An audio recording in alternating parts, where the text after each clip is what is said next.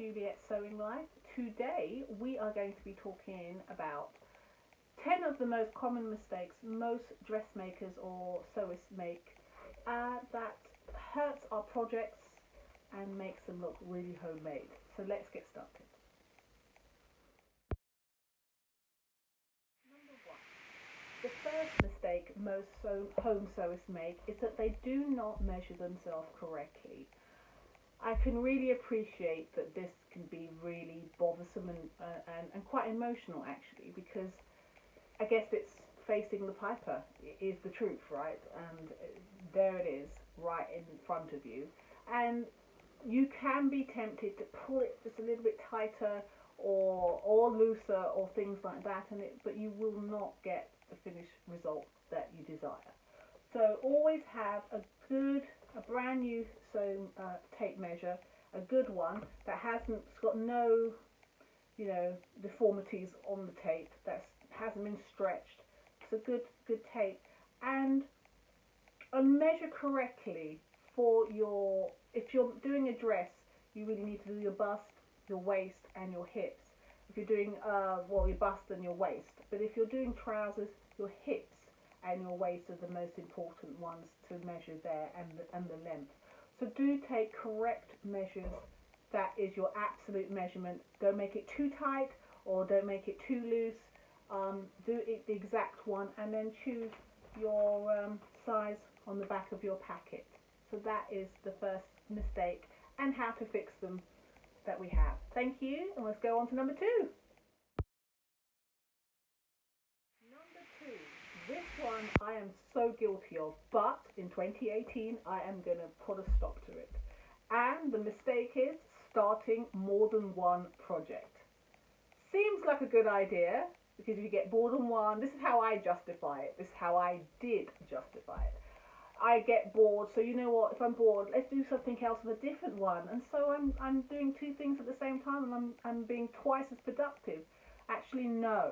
Because what actually happens is that you get actually lost, or there's something that's quite difficult on both patterns. Now you've literally stopped sewing completely. Start one pattern and complete it. I think there's something about the completion of that, and you won't be rushing to complete that one or leaving it aside to complete another one, and then you never really get back to it. That's the problem. You never do get back to one of them, and sometimes both of them, and you start another project. It's the next shiny thing syndrome. So you must put a stop to that. And I have, in 2018, I'm only going to sew one thing at a time. I promise myself that. So that's the mistake, and do not start more than one project. See it through. It's really important, because it's nothing worse for the soul than having an unfinished project that is still waiting to be finished. It just won't leave you. You just continue to think about it, and that's not the best way to go forward in our sewing journey. So that's mistake number two. Mistake number three. Now, I think most people don't really think of this as a problem. They're like, well, what's the big deal? The mistake is that you do not finish your seams correctly. And I think most people think, what's the big problem? No one's going to see it.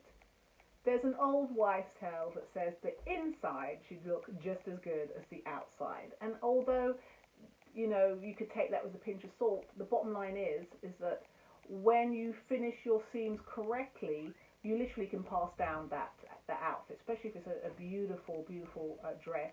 You can pass that down to your daughter or your niece or something like that, because it will stand the test of time, because no matter how many times you pull it on and off again, it's still the seams are gonna hold, and nothing's gonna snag. There's nothing to snag because you finished it correctly.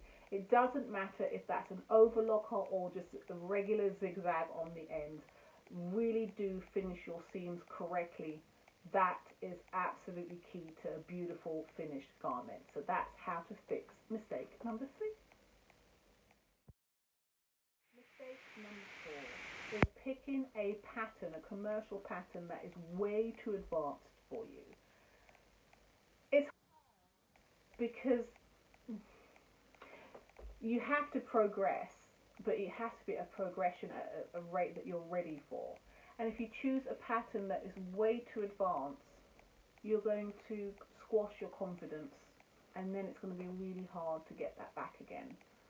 Especially when you've cut everything out and there's just way too many steps, and you can't keep up with that. Your skills haven't matched the advancedness of the pattern. How do you quell that? I think the most important thing is so if you're used to sort of like doing elastic waistbands, for example, then choose a simple pattern that has a buttonhole. And so that would be a step up from using an encasement of elastic. And just use small baby steps to increase your skill level bit by bit. And also, you can always do a miniature. You could always cut it in a small miniature and then and sew it, or do a tool. Because I know that maybe in America you say a different word, and I can't think of what the word is. But it's sewing a garment of similar fabric or cheaper fabric, or a calico or something like that, or doing a shell, making a shell of the pattern that you're making, so that way that when you do actually you can do all your adjustments and make sure it fits perfectly. So yeah, that's one way of getting around the new steps that you're taking to advance yourself. So don't choose a pattern that is way too advanced for you, and you should know that it's too advanced for you, because always take out, because it looks like a shift dress. I can do a shift dress, but then when you take out the pattern, have a good little read. If it's like 16 steps before you've even attached the bodice, that's a little bit too advanced for you at this stage. If you're only used to having 4 steps before you attach the bodice to the skirt. If you've got 15 steps, that might be a little bit too advanced for you at this moment. So definitely increase your skill levels, of course, but don't push yourself too quickly, too fast. Number 5. This has got to be one of my absolute pet peeves. And the mistake is forgetting to press as you sew. Nothing will scream handmade more loudly as not pressing your seams, not setting your stitches as you go along. If you do not press your darts, if you do not set your stitches, the garment will not, it will remain, if you like, 2D, and what we're trying to achieve is the 3D, 4D format, where we put darts in and we curve around the body. And if you do not press as you go along, you will not have a crisp, perfectly finished garment. That is an absolute no-no. Must press as we go along. So that's mistake number 5, and how to fix it. Number 6. I think I touched on that in number 4 when I was talking about a tool, but number 6 is wearing a garment without any alterations. Um, hmm. I think when people get into sewing, they want to achieve something as quickly as possible, because we live in a fast, quick pace world. But in terms of sewing, I think sewing is probably the most mindful, the most meditative, fantastic way of spending time and getting to know yourself than you will ever have. And if you allow the skill and the professionalism of dressmaking to wash over you and to embrace it, you're going to get much more than just a garment. So in terms of wearing a garment without an alteration, really you should always make a tool, a shell, or a garment that you can adjust. So I make my garments out of calico, and then I'll cut the pattern in the size, whatever size I'm cutting, which is my measurement. I might go up or I might go down. It doesn't really matter. I'll make the whole thing up out of calico, and then I will put it on and I'll see, for example, before I did that, I would just have, the dress just hang from my bust. It would just, like, there's a dart goes into the bust and it just hangs off from the bust, and it just made me look so busty and like I had a huge stomach, and that's not the case. So when I started to actually make tools and um, make a mock-up, if you like, of the dress or the skirt before using the beautiful fabric, if you like, I started to get a beautiful finish, because I could alter it. Instead of using the pattern, I would actually use the calico that I'd altered to cut from my fabric, because I knew immediately that when I sew it, it's going to fit perfectly. And we don't really always want to take. When I started, if you'd have told me to do that, I would have said, "Are you nuts? I haven't got time for that. I want to make the skirt. I want to wear the skirt, make it and wear it. I don't want to do all this adjustment stuff. Who's got time for that?" That's an amateur. A real seamstress, a real dressmaker wants to produce beautiful clothes that when people see them, they're like, "Oh, could you make me one of those?" And you say, "Darling, you couldn't possibly afford me." I love saying that. Because people are so used to going to Target or Primark and they pick up a dress for £15, and so they assume that if they paid you £50, that they paid you a lot of money. No, they have no clue what goes into making a garment and making it beautiful. So learn your profession and enjoy it. So it goes back to number two, of picking a pattern. Sorry, number four, picking a pattern that's too advanced for you.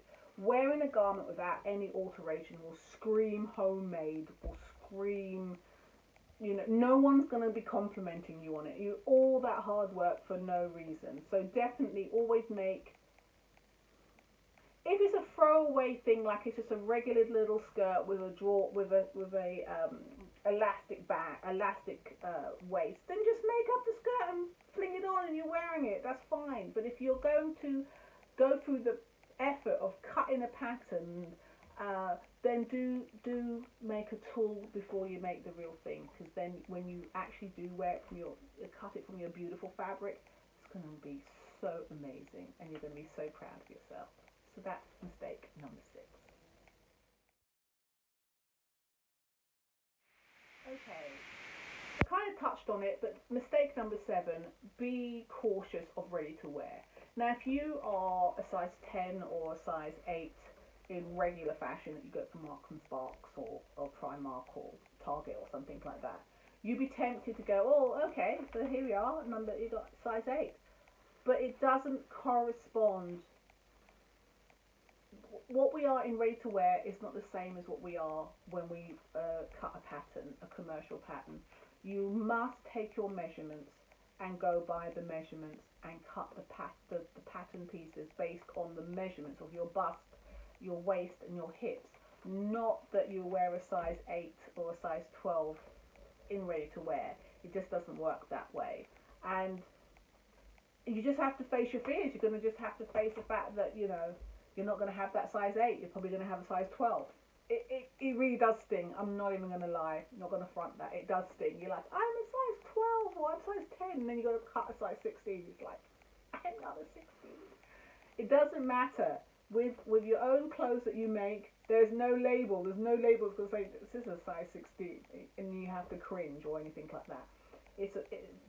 They make it completely different than ready to wear. We need to follow the rules as it is, not how we want it to be.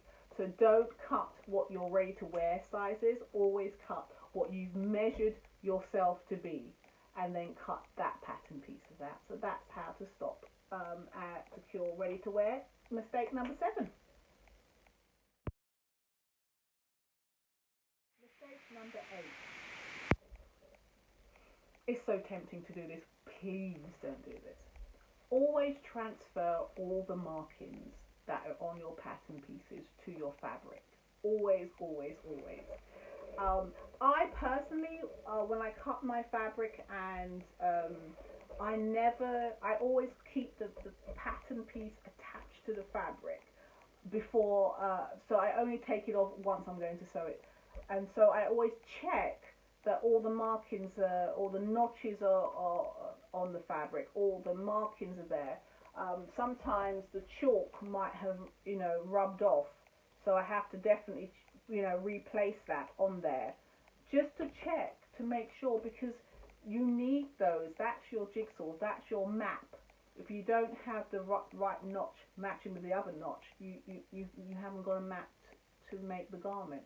So please, please, please do not scrimp on transferring the marks from your pattern pieces onto your fabric, because it will make your sewing life so much easier. And remember, your pattern is a sewing lesson, and it contains everything you need to complete the project. So that's mistake number 8, and how to fix it. Alright, this is number 9. We're coming up to the final furlong. Mistake number 9, using completely dodgy little shortcuts. You know you're guilty of them. I have in the past. Whereas you're like, I don't think I really need to hem that so much. I'll just fold it over once. So you just fold once and then you hem it. And then you're like, I'll call that good. Shortcuts will never make your garment look fabulous. You could literally just do exactly what you should do well, and your garment will look couture, because it's well pressed, the seams are finished, the marks have been transferred, you follow the roadmap, and when you do that, you will have a garment that you'll be so proud of and will last more than once. That's the point of wearing our own clothes, making our own clothes. They will last, whereas ready to wear, you might last that season if you're lucky. But do not skimp on following or take shortcuts. So for example, on a hem, I always finish it, I always overcast the edge.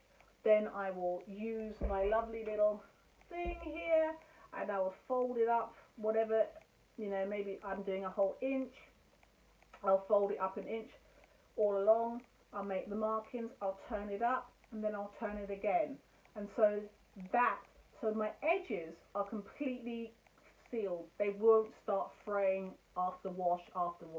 Then I folded it twice, so it's given me a really good hem and a weight to it, so the skirt will sit beautifully and hang beautifully. Don't skimp on and do dodgy shortcuts. You might finish quicker, but the end result will not make it look professional, and we are professionals, darling. And are we ready for it? Number 10. Mistake number 10. Choosing the wrong fabric for the garment that you're making. If you're using a commercial pattern, it will always tell you suggested fabrics. Please use the suggested fabrics. It's there for a reason. This one is all about cotton blends, lightweight denim, so you can see what type of wool blends and things like that. So if I started putting like a heavy tweed, it's not that it won't work, it's just that it's just too heavy. Then I'm going to line it, it's too heavy for the pattern. I didn't follow, wool blends is not a heavy tweed. It's more of a lightweight fabric that's needed for that particular pattern. So don't, or even worse, you just buy cheap fabric. If you're going to go through the trouble of making a beautiful dress, skirt, or whatever it is you're making, please buy the best you can afford, not just the cheapest. In terms of cheap things, get poly cotton and do your shell, your tool, make up the garment to do all your adjustments on. So buy cheap for that, for sure. But don't, for the actual garment that you're going to work with or you're going to wear, spend the most money you can afford for the project. It will also give you really a lot of pride in that. If you spent £12 a meter and you needed 3 meters, you're not going to treat that, you're not going to cut it, and you're not going to treat that garment in the same way as if you only spent £2 a meter on it. It's just not. You're going to treat it with the respect that it deserves. And when you wear the garment, you're going to like, oh my God, I'm totally fabulous. And you are totally fabulous. You made it, right?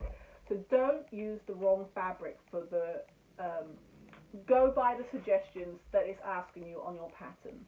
And until you're really confident and you can adjust on the fly and things like that, just go with suggestions on the packet and you won't go wrong. So those are the 10 mistakes and how to fix them that sewists come across and do, and how to avoid them. So I hope that served you. Tell me in the comments, are you guilty of any of those ones? And which ones are you going to change? Which is your New Year's resolution? I'm going to change this. I won't do this anymore. Which ones are you going to change? So let me know in the comments below, and I'll see you next week. Bye.